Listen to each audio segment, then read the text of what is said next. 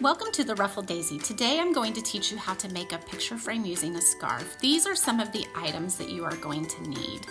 I got this scarf from Dollar Tree, and so I am going to trace the outside edge and the inside edge of the heart and cut it to size. This was the perfect thing for this project.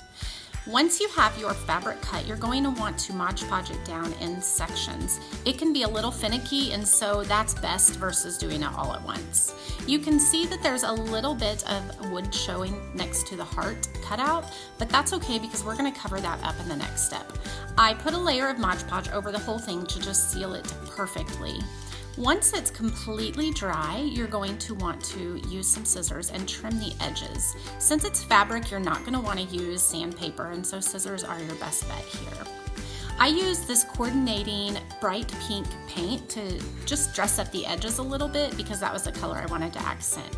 Next up, using a paper doily heart, I traced the frame of our heart onto the paper, and that is the cutout that I got. And so you're going to want to Mod Podge that on, and then we're going to create an adorable scrappy bow.